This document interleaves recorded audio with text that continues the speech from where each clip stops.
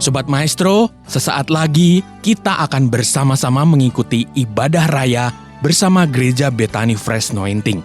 Selamat mendengarkan.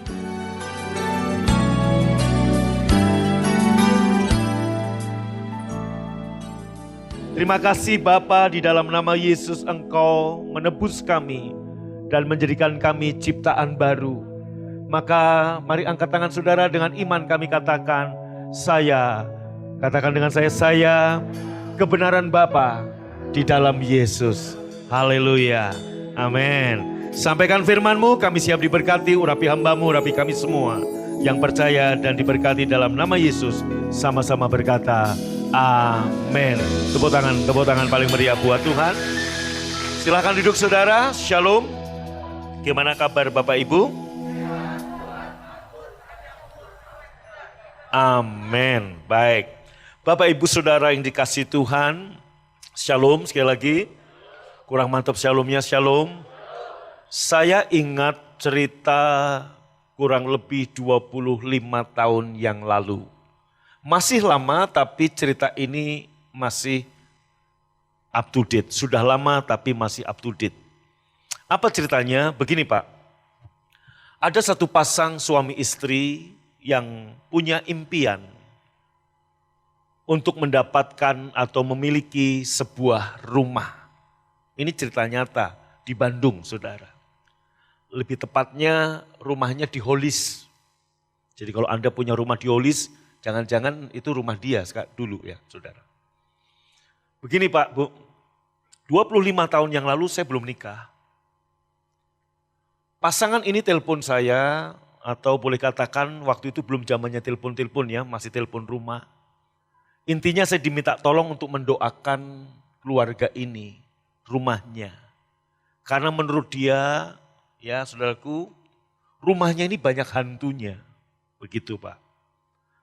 Awalnya begini Pak, Bu, dia mendapatkan rumah itu 1 tahun yang lalu. Jadi kalau 25 berarti 26 tahun sebelumnya. Dia punya impian untuk punya rumah yang bagus, rumah yang luar biasa. Ya saat itu Kota Baru belum ada. Dan Tuhan berkati dengan rumah di Holis sesuai dengan impian dan doanya. Keluarga ini saudara ambil kunci D ya. Keluarga ini bersuka cita dengan berkat yang Tuhan beri. Dia nikmati berkat Tuhan. Dia di rumah itu dia nikmati, dihabiskan hari-hari dengan istri, dengan anak-anak di rumah tersebut. Nyaman sekali. Sampai satu kali Bapak Ibu Saudaraku, dia kedatangan satu teman. Teman ini kemudian mulai cerita. Waktu, kok kamu tinggal di rumah ini ya? Iya, sudah lama, setahun. Kenapa? Rumah ini dulu, ini angker. Pernah ada kejadian hantu ABCDE. Singkat cerita ini seperti rumah dulu tempat jin buang anak. Kira-kira begitu. Rumah yang banyak hantunya. Bahkan konon katanya pernah ada yang bunuh diri di situ. Saudaraku, apa yang terjadi? Sejak suami istri ini mendengar cerita itu, dia merenungkan cerita itu siang dan malam. Mirip khotbah saya Kamis kemarin. Good success atau bad success. Dia renungkan bahwa di rumah itu ada hantunya, di rumah itu ada setannya, di rumah itu angker dan bekas ada yang bunuh diri, ada arwah gentayangan, bla bla bla bla bla. Dan tiap hari dia membangun pikiran itu di dalam dirinya. Sampai akhirnya Bapak Ibu, keluarga ini nggak tenang tinggal di situ. Kecemasan, ketakutan, terus ada dalam pikirannya, dia begitu takut. Biasanya dia damai sejahtera, dia tidur nyenyak, lampunya dimatiin kalau tidur. Sejak dia mendengar itu 3 bulan atau 4 bulan, dia dikuasai dengan ketakutan. Maka kalau dia tidur lampunya dinyalakan, takut-takut jangan-jangan hantunya nyekek dia. Ini kisah nyata Bapak Ibu. Lewat seorang teman Ya, dia punya teman itu kenal saya diminta untuk doakan keluarga ini. Waktu itu saya masih penginjil, khotbah saudaraku di gereja-gereja di Bandung, persekutuan, KKR, sehingga cukup dikenal lah sama masyarakat saat itu sebagai penginjil muda. Saya diminta doain. Terus saya tanya, kok Cik, gimana kok dan Cik dapat rumah ini? Dia ceritakan, halal Pak, saya kerja, saya bisnis, ini rumah impian.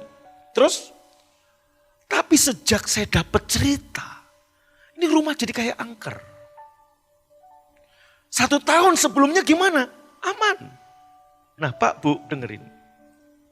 Menurut saudara, kalau betul di rumah itu ada setannya, ada hantunya, seharusnya dari 1 tahun yang lalu, hantu itu sudah berkeliaran di situ. Kok nggak ada yang iya gitu loh. Beri semangat saya dong saudara. Amin. Betul? Ya toh ya Pak Gatot? Betul. Tapi kenapa kok baru 4 bulan ini?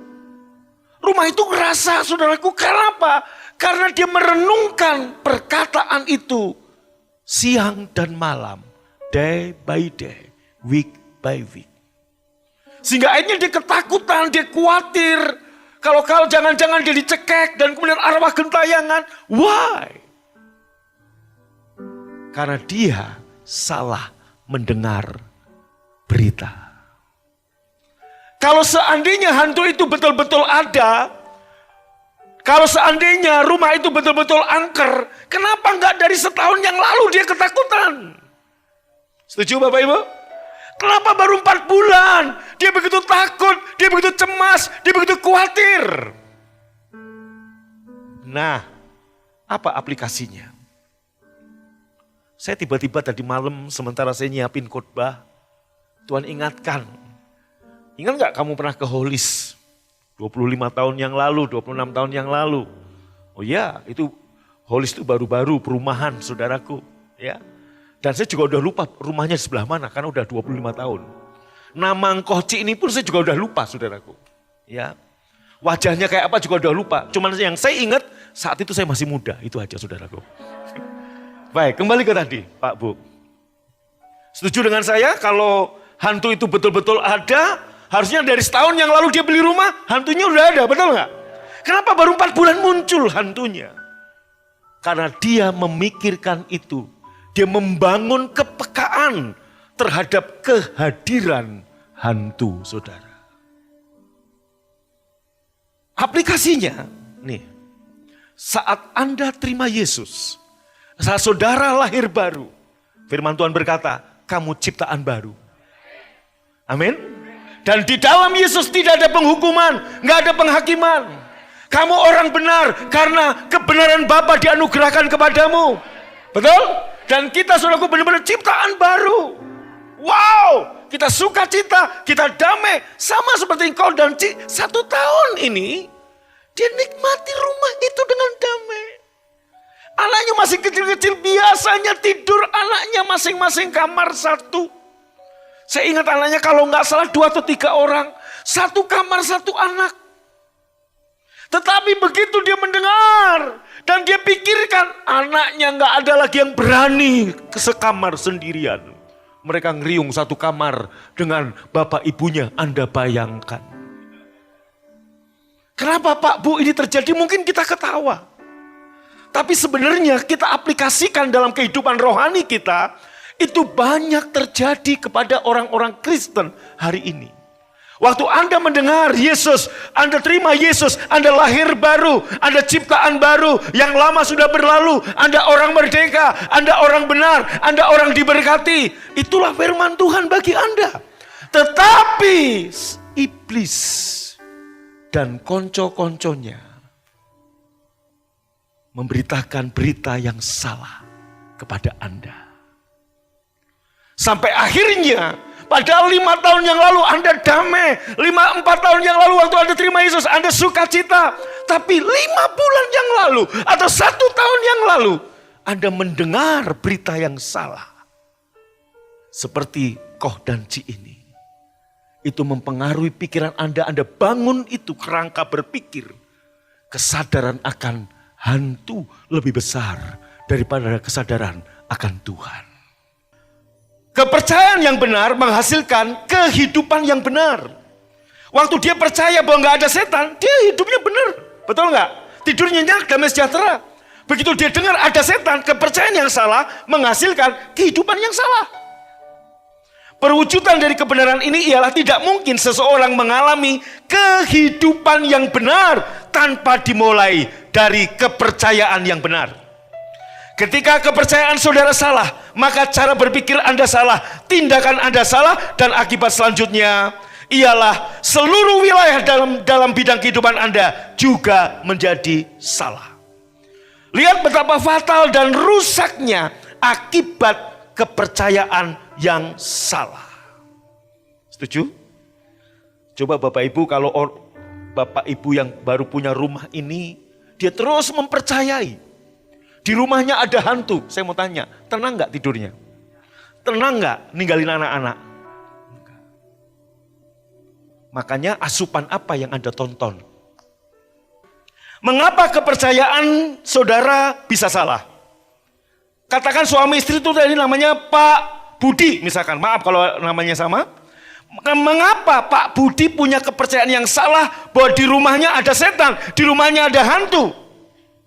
Karena, kalau Anda setuju katakan yes ya. Karena Pak Budi menerima asupan pengajaran yang salah. Betul apa betul? Begitu dia mendengar berita yang benar dari saya, setannya udah saya usir kok, udah pergi, dia tenang. Betapa berbahayanya Anda mendengar pengajaran yang salah. Kenapa? Nah, kembali ke tadi. Ajaran yang salah kemudian membentuk bangunan berpikir yang salah, yang selanjutnya akan mempengaruhi cara kita bertindak, cara kita mengambil keputusan, dan jika setiap keputusan yang kita ambil akan menentukan kualitas hidup kita, betapa berbahayanya asupan pengajaran yang salah. Pastikan bahwa apa yang menjadi asupan pikiran kita adalah Injil Yesus Kristus yang memerdekakan. Bukan menghukum, bukan menakut-nakuti. Hari-hari ini banyak sekali doktrin campuran, tidak menolak kasih karunia, tapi juga tetap memelihara hukum Taurat, yaitu perbuatan. Iblis berusaha untuk merampok kasih karunia dengan cara menetralkannya, tidak menolak terang-terangan, tapi diam-diam dengan sangat tersamarkan untuk melestarikan hukum Taurat. Terlihat rohani tetapi sangat mematikan, karena pada akhirnya banyak orang tidak bisa menikmati anugerah kasih karunia yang berlimpah dari Tuhan Yesus Kristus. Doktrin campuran yang beredar secara masif di banyak gereja masa kini memang terlihat rohani, kudus, dan benar, tapi faktanya tidak bisa membuat Anda rohani, kudus, dan benar. Banyak tuntutan, harus begini, harus begitu, harus lakukan ini, harus lakukan itu. Begitu Anda sudah cukup melakukan sesuatu, dituntut lagi untuk melakukan lebih dari cukup, dituntut lagi harus sempurna. Begitu saudara gagal, Anda dihakimi. Mengakui kasih karunia Tuhan, tetapi dalam prakteknya lebih menekankan hidup di bawah tuntutan hukum perbuatan. Bukankah ini bentuk perampokan yang terstruktur dan masif yang dilakukan oleh iblis terhadap kasih karunia yang berlimpah dari Tuhan? Kasih karunia Tuhan, dengar, Injil Yesus Kristus, kasih karunia Tuhan, angkat tanganmu, tidak menuntutmu, tapi mensuplai dan memerdekakan engkau. Sekali engkau dimerdekakan dari dosa, dan akibatnya sekali Anda dilahirbarukan, sekali Anda diselamatkan, tetap selamanya Anda orang merdeka, Anda selamat. Identitas Anda sebagai anak di dalam Kristus tidak pernah berubah. Sudah Yesus lakukan sekali untuk selama-lamanya. Amin.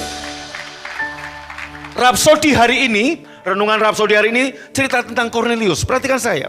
Siapa Kornelius? Seorang yang saleh, seorang yang takut Tuhan, tapi tidak selamat, Pak.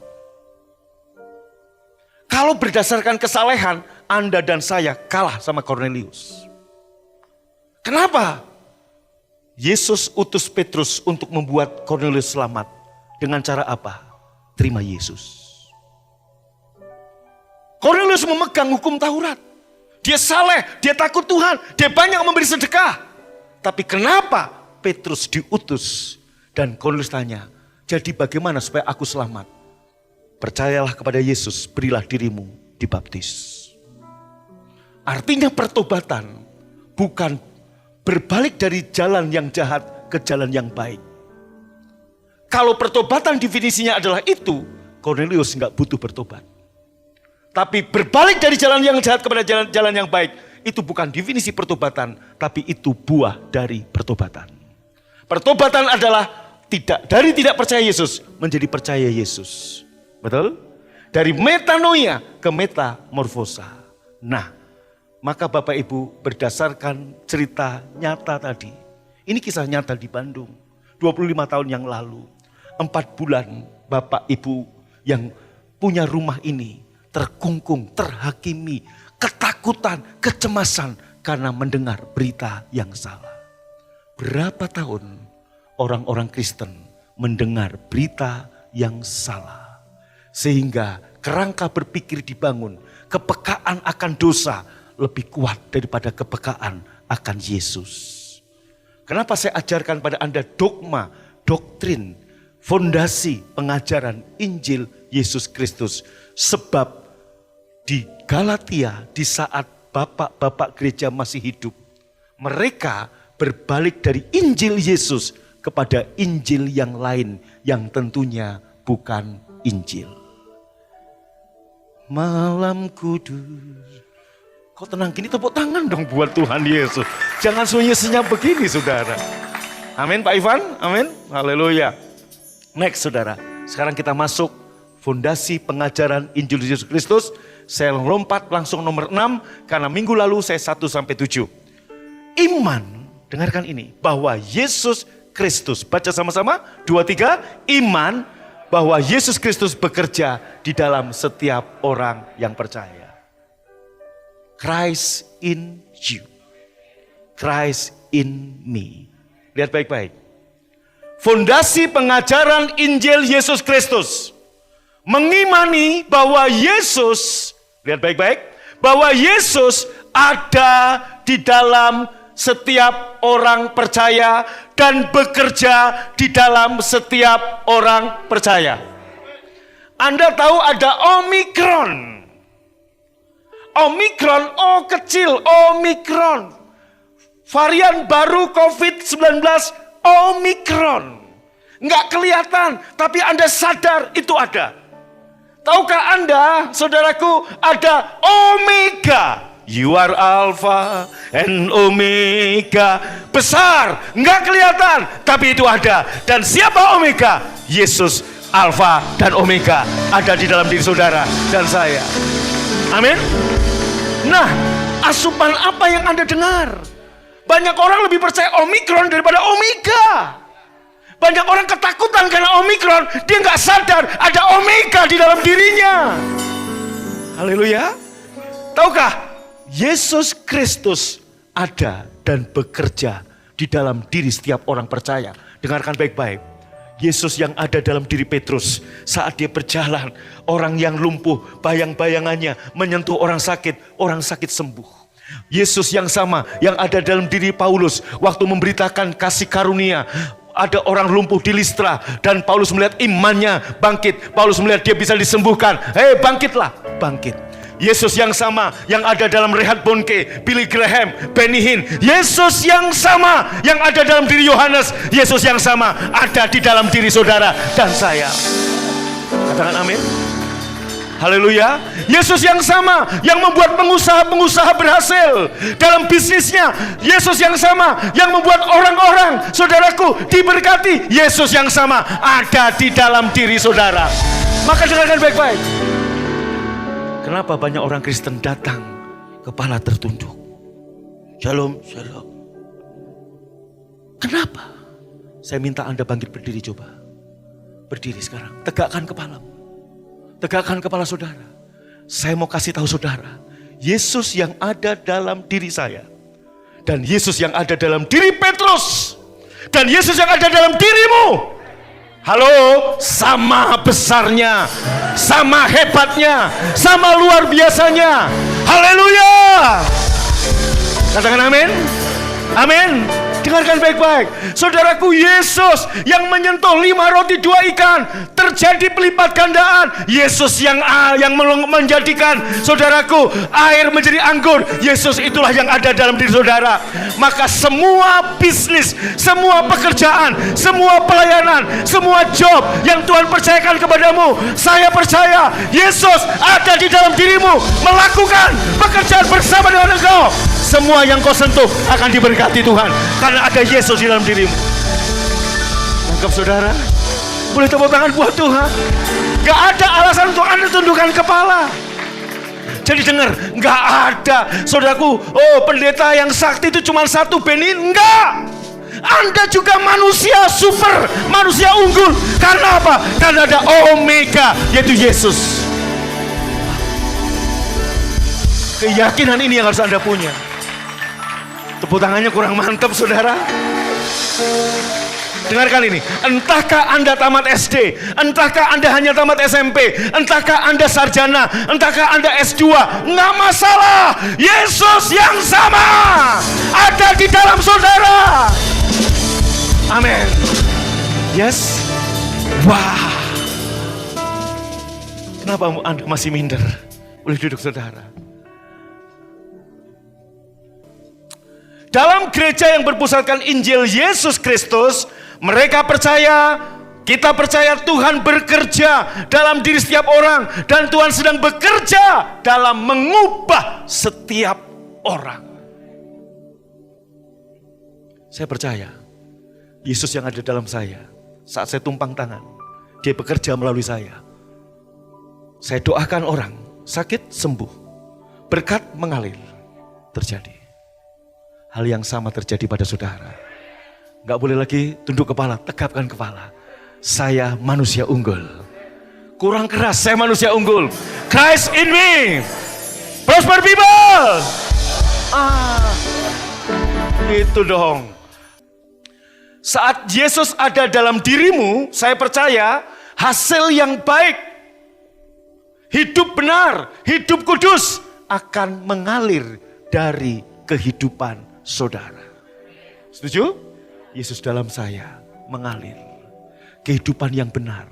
Maka good success kuncinya adalah menyediakan waktu merenung firman setiap hari.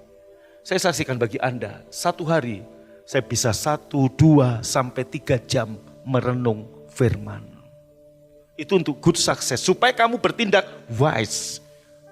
Karena kamu merenung firman, tidak nyimpang kanan, tidak nyimpang kiri. Dan perjalananmu akan good success dan kamu makmur. Terus saudara, baca sama-sama. Iya, lihat.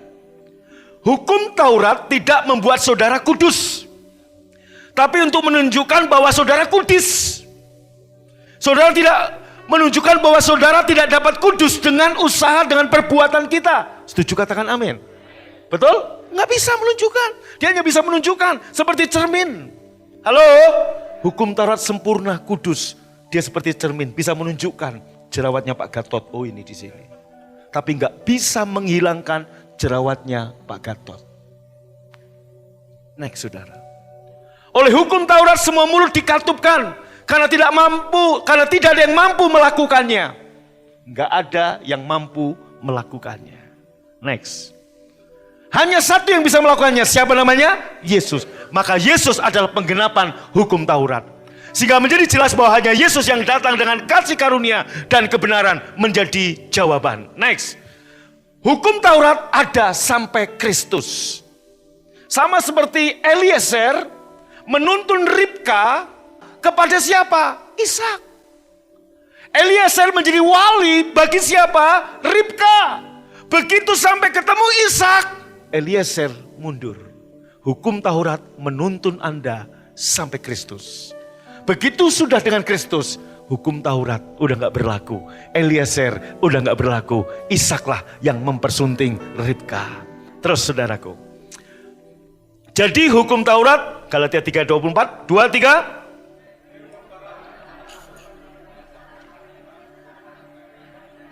Amin. Supaya kita dibenarkan karena iman. Terus. Sangat jelas bahwa hukum Taurat buat kita Sama-sama baca. Banyak ayat membuktikan hukum Taurat sudah tidak berlaku, sudah digenapi. Oleh siapa? Oleh Yesus. Yesus akhir hukum Taurat. Yesus adalah penggenapan hukum Taurat. Kalau saya bicara hukum Taurat, bicara apa? Hukum perbuatan, hukum usaha kita, hukum upaya kita. Saudaraku, kita di dalam Yesus bukan lagi bicara tentang upaya, tentang usaha, tapi semua adalah kasih karunia Tuhan Yesus Kristus. Kita selamat, kita sehat, kita diberkati, kita panjang umur. Semua adalah kasih karunia Yesus Kristus. Yang percaya tepuk tangannya paling meriah, katakan amin. Sekarang segala janji Tuhan adalah menjadi bagian kita semua karena pekerjaan yang sudah diselesaikan oleh Yesus. Amin. Sudah diselesaikan oleh Yesus, semuanya sudah menjadi bagian kita. Maka perjanjian Abraham dengan Allah yang diwakili oleh Yesus, tidak ada satupun yang tersisa untuk Abraham lakukan, tapi tersedia segala sesuatu untuk Abraham percayai. Hal yang sama, nggak ada satupun yang harus Anda dan saya lakukan untuk Anda selamat, untuk Anda panjang umur, untuk Anda sehat. Semua adalah anugerah. Anda hanya percaya, maka engkau akan melihat itu terjadi dalam diri saudara. Maka Dia ada dalam dirimu, bekerja melaluimu, dalam profesional, dalam pekerjaan, dalam bisnis, itu terjadi. Maka saya percaya, di dalam diri Anda ada Omega, you are Alpha and Omega, ada dalam dirimu. Lebih besar dari semuanya. Roh yang sama di dalam Petrus, Paulus, Benihin, roh yang sama juga ada di Pak Solihin di sini. Tuhan memakai Anda. Tepuk tangan bagi Tuhan, katakan amin. Haleluya. Senang? Anda percaya sekarang? Amin. Amin. Anda juga manusia unggul? Amin. Kita jadi nggak, saudaraku, dengan pengertian ini kita nggak lagi kagum banget sama pendeta yang hebat. Enggak, saudara juga hebat. Kita sama-sama hebat karena Yesus yang ada dalam kita. Tepuk tangan paling meriah. Amin. Nah, nomor 9, kesadaran akan kebenaran di dalam Kristus menggantikan kesadaran akan dosa. Bapak Ibu, keluarga yang punya rumah tadi sadar akan hantu. Karena apa? Mendengar asupan yang salah. Banyak orang Kristen juga sadar dosa dibanding sadar Kristus. Coba saudara, Anda lebih sadar dosa atau sadar Yesus? Dikit-dikit, oh ini nggak boleh, ini nggak boleh. Tapi kalau Anda sadar Kristus, bahkan pengen berbuat dosa aja udah nggak ada. Kalau Anda sadar Kristus. Contoh, waktu engkau ini sadar, nggak sadar hantu, nggak ada ketakutan. Tapi begitu sadar hantu, dikit-dikit ada bunyi kledak, padahal kucing atau tikus. Betul nggak? Waktu dia belum dengar cerita soal hantu, tikus, kucing biasa ada, dia nggak takut. Begitu ada angin sepoi, jangan-jangan setan lewat. Betul apa betul? Coba, saudara, kalau Anda pernah mendapat cerita, di kuburan ini banyak setannya. Anda renungkan itu siang dan malam. Saat Anda lewat kuburan itu bagaimana? Merinding gak? Merinding gak? Iya. Maka saudaraku, Roh Kudus bukan bicara perasaan. Wih, saya ibadah di BFA. Dahsyat Roh Kudusnya ada, merinding. Lewat kuburan juga merinding, saudara. Jadi itu bukan bicara, Roh Kudus bukan bicara perasaan. Anda mesti punya iman. Apakah Anda merasakan merinding atau tidak? Roh Kudus ada di dalam diri saudara. Itu yang harus Anda pegang. Wih, Roh Kudus dahsyat kenapa? Gue geter-geter. Orang stroke juga geter-geter.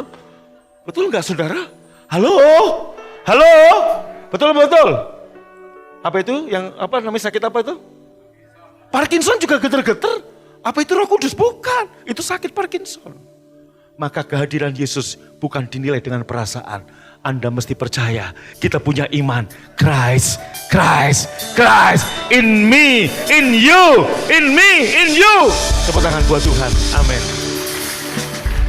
Kalau fokus kesadaran kita pada dosa, maka dosa akan lebih kuat berpegang dalam hidup kita. Setuju nggak?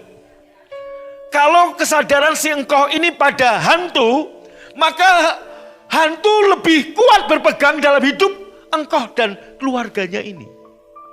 Dari tidur sekamar masing-masing ketiga anaknya ngumpul. Kenapa? Sadar akan hantu. Begitu saya datang, sebenarnya yang saya usir bukan hantunya, roh ketakutannya dan pengajaran yang salah yang mencengkram dia. Begitu saya tengking, saudaraku, dan dia sadar, setannya udah pergi Pak, sudah. Dia hidup tenang, hidup damai sejahtera. Hal yang sama, Injil Yesus Kristus memerdekakan saudara, membuat saudara damai sejahtera, sebab di dalam Yesus tidak ada lagi penghukuman. Amin. Kurang mantap aminnya. Terus, kalau fokus kesadaran kita pada Yesus dan apa yang sudah ia lakukan, dengarkan baik-baik, baca sama-sama. Maka kuasa dosa akan, saya kasih contoh tadi. Begitu dia sadar setannya udah pergi, udah diusir Pak Agung, saudaraku, karena di jemaat awam baru Kristen. Begitu dia ngerti, oh Pak Agung, dia percaya sama saya pendeta. Dia percaya saya udah KKN doain orang sakit sembuh. Dia percaya dia pernah lihat saya lempar jas orang rebah. Maka begitu dia percaya dan dia tahu bahwa Pak Agung udah ngusir setannya, dia pegang itu, hidupnya damai. 4 bulan dia ngomong, Pak, kenapa saya baru dengar, baru ketemu Bapak sekarang. Coba kalau 4 bulan yang lalu saya nggak begini. Tuhan izinkan supaya engkau tahu, Yesus datang bukan untuk menghukum, tapi mensuplai dan memerdekakan saudara. Tepuk tangan paling meriah, katakan amin. Resting in Christ, perhentian di dalam Kristus. Terus, to rest in fight, artinya kita masuk ke tempat perhentian dan percaya kepada semua yang Tuhan telah sediakan. Saudaraku, maka orang yang hidup dalam Injil Yesus Kristus tidak akan khawatir, tidak akan takut. Karena apa? Dia percaya Yesus sudah menyediakan. Kok enggak amin? Termasuk jodoh. Amin. Tuhan sudah termasuk apa? Apa Pak Novian? Gitu dia. Tuhan sudah sediakan Pak Novian. Haleluya. Amin. Imelda, Siwon. Tuhan sudah sediakan. Amin. Kalau enggak Siwon, ya Miwon lah. Amin, saudara. Yes. Siapa yang percaya Tuhan sudah sediakan? Masa depan Tuhan sudah sediakan? Pekerjaan Tuhan sudah sediakan? Amin. Hidup yang baik Tuhan sudah sediakan? Amin. Dengarkan. Waktu Anda mempercayai, kesembuhan sudah Yesus berikan. Bukan hari ini, 2000 tahun yang lalu. Anda deklarasikan, Anda percayai, engkau yang sakit sembuh. Betapa berbahayanya asupan yang salah. Ini orangnya Pak Gatot. Terima secari kertas hasil tes antigen. Positif COVID. Padahal dari rumah. Kemana Pak Gatot? Situ Cilenca. Happy. Happy, nyetir mobil, luar biasa. Sore hari saya dengar kabar, Pak Gatot langsung demam, betul? Kepala pusing, dada berdetak, jantung berdetak. Iya dong, kalau nggak berdetak mati namanya.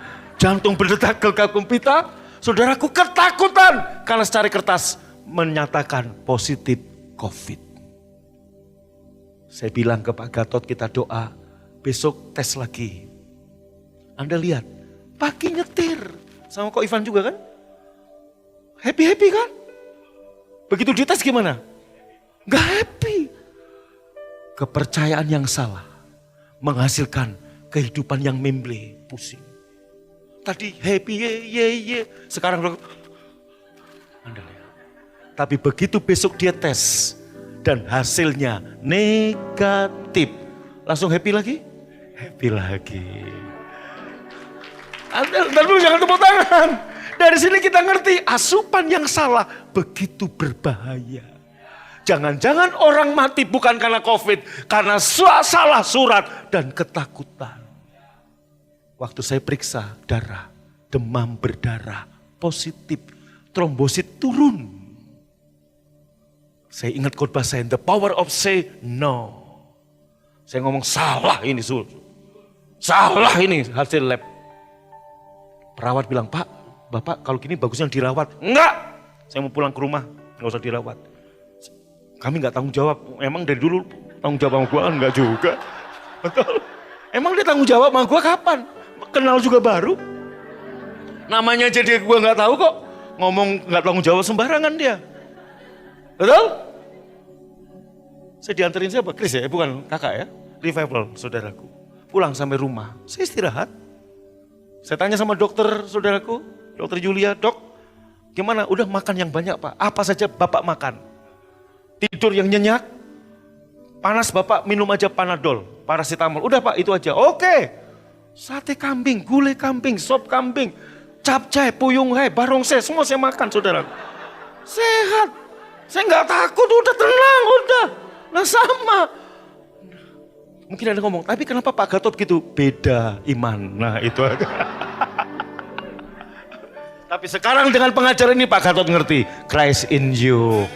Dengar, angkringan yang engkau pegang, bisnis yang engkau pegang, toko yang engkau pegang, apapun yang Tuhan percayakan kepadamu, kamu sentuh, diberkati Tuhan. Sebab Yesus ada dalam dirimu. Engkau manusia unggul.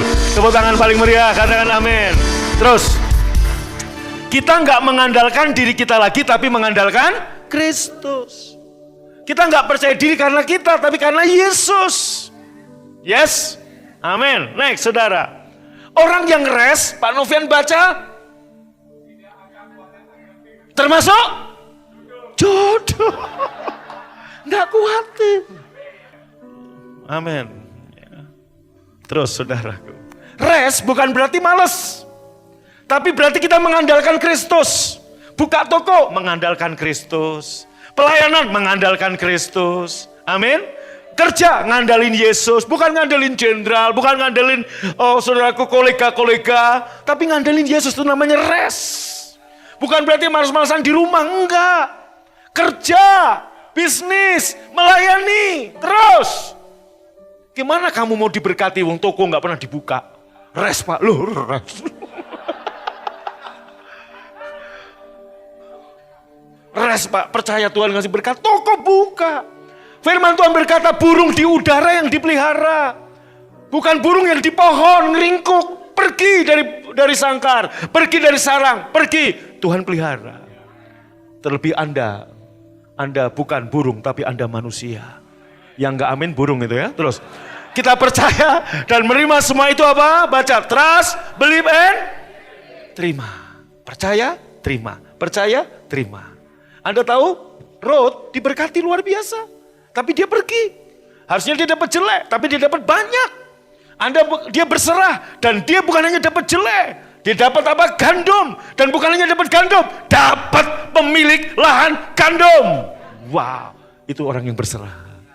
Perjalanan hidup akan terus naik dan tidak turun. Amin. Jangan malas-malasan, jam kantor jam 9, Anda masuk jam 12. Dipecat dong lama-lama. Betul? Coba Anda kerja di bank, jam kantor bank jam 8, Anda masuk jam 10, besok setengah 11, alasannya macet, anak mencret, lama-lama dipecat. Bukan berarti malas. Oke, next saudara. Fokus kita mengizinkan Kristus bekerja di dalam dan melalui kita.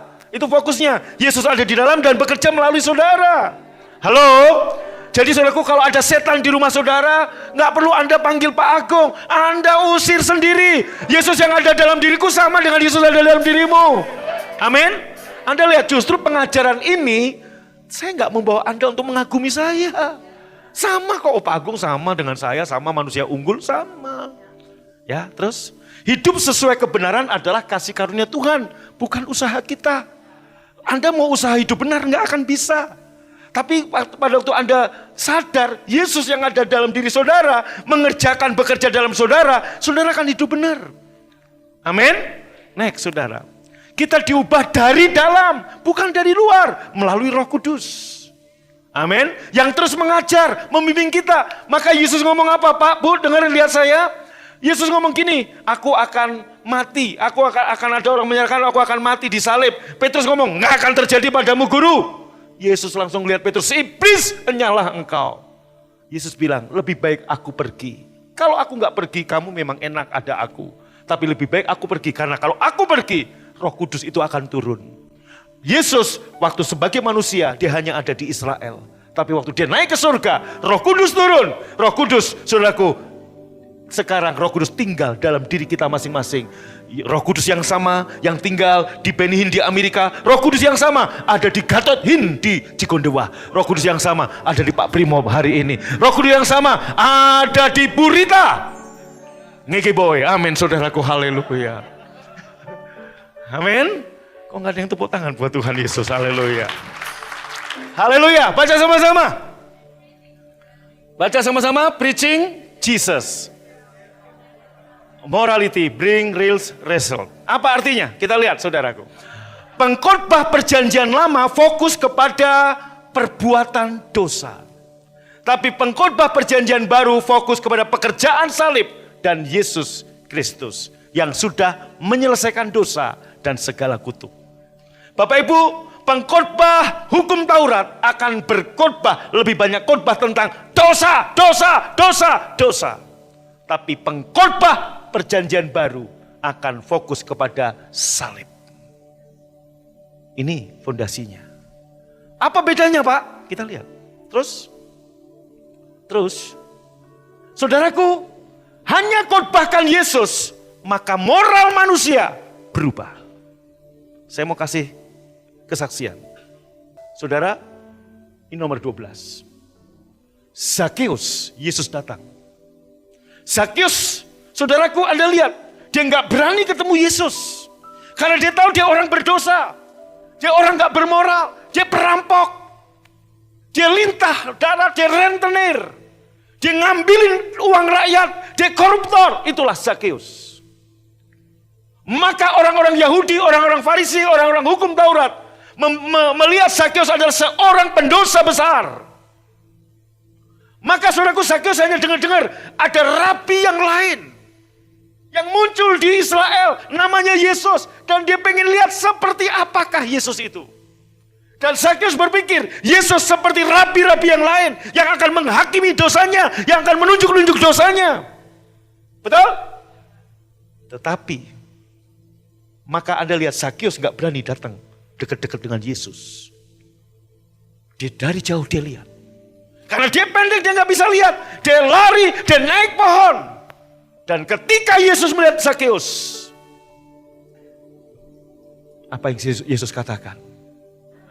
Saudaraku, dia suruh turun Zakeus dengan ketakutan. Karena dia nabi. Nabi itu biasa begini, menunjuk. Zakeus ketakutan. Dia berpikir Yesus seperti rabi yang lain, seperti nabi yang lain yang akan menelanjangi dosanya, yang akan menunjukkan semua kekudisannya. Tapi Yesus tidak melakukan itu. Lihat, Alkitab mengatakan Yesus nggak ngomong, koruptor kau, turun kau. Kalau kau nggak bertobat, mati kau sekarang. Enggak. Apa yang Yesus katakan? Dia datang dengan kasih. Zakeus, turunlah. Aku akan makan di rumahmu. Aku akan numpang di rumahmu. Tidur semalam di rumah Zakeus. Zakeus kaget. Saya Tuhan? Iya. Saya Tuhan? Iya. Anda tahu saat Yesus makan bersama dengan Zakeus, dia sedang menunggu seperti orang di meja penghakiman. Kapan gue ditunjukin dosanya? Ngededek. Anda tahu kalau anak salah, dipanggil oleh orang tuanya. Anak salah kedapatan berbohong, mecahin gelas-gelas kaca, nyobek tenda biru, saudaraku. Halo, Anda pernah lihat? Anda pernah jadi anak-anak toh? Anda akan ngededek. Orang tuamu panggil. Padahal orang tuamu belum tentu tahu kamu salah. Tapi waktu kamu dipanggil, Noni, sini. Iya, Pi. Saya ingat waktu Chris masih kecil. Begitu saya panggil, Chris sini. Saya nggak tahu dia salah. Dia ngededek. Iya, Pak. Lihat Bapak. Iya, Pak. Loh, oh saya tahu, berarti ini ada salah. Saudaraku, Zakeus juga seperti itu. Betul, Pak, betul. Tapi Yesus enggak juga. Enggak menunjukkan dosanya, enggak menyatakan kesalahannya. Yesus memeluk dengan kasih. Dan kemudian Yesus berkata, hari ini keselamatan tiba untuk Zakeus dan seisi rumahnya. Dia juga adalah keturunan Abraham. Anda lihat, Yesus datang dengan kasih, perubahan moral terjadi. Zakeus dari duduk berdiri. Separuh dari kekayaanku Tuhan akan kujual dan kuberikan kepada orang miskin. Dan sekiranya aku pernah merampas uang saudara, akan kukembalikan dan kutambahkan sekian kali lipat. Seorang kikir pelit koruptor, perubahan moral terjadi ketika Yesus datang dengan kasih. Siapa yang banyak menerima kasih, angkat tangannya. Tanpa didorong, Anda boleh menyembah Tuhan, mensyukuri berkat yang Tuhan beri kepadamu. Siapa yang banyak menerima kasih, persiapkan persembahan saudara yang terbaik. Siapa yang banyak menerima kasih, persembahkan waktu tenaga saudara untuk melayani Tuhan dalam kesibukan saudara.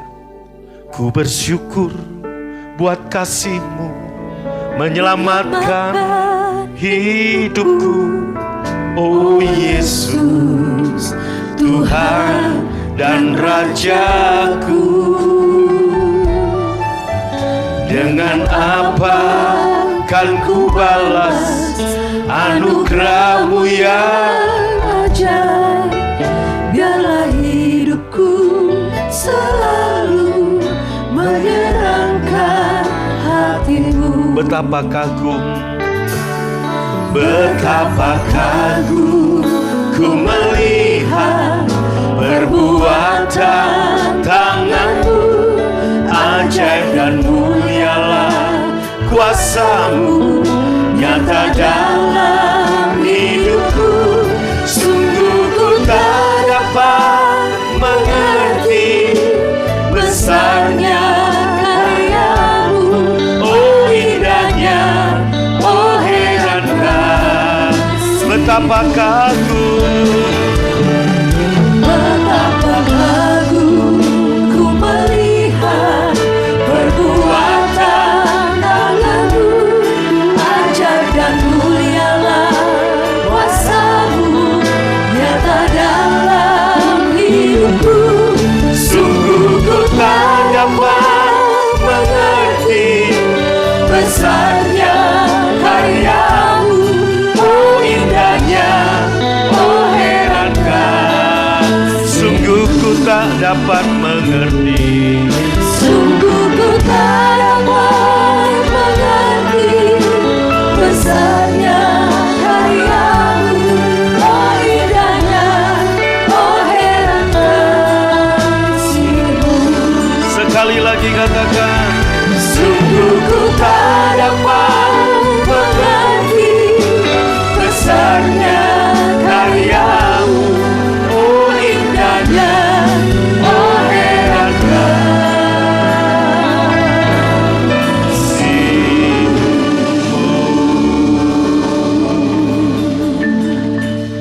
Mari angkat roti dengan tangan kanan kita.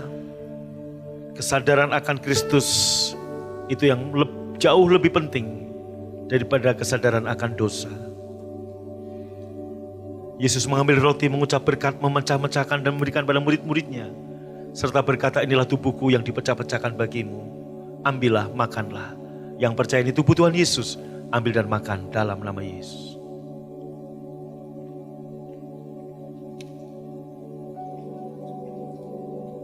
Bapak Ibu angkat cawan dengan tangan kanan saudara. Yesus mengambil cawan sudah makan, memberikan pada murid-muridnya. Dan berkata, inilah cawan perjanjian baru yang dimeteraikan oleh darahku. Engkau yang percaya ini darah Tuhan Yesus, ambil dan minum dalam nama Yesus.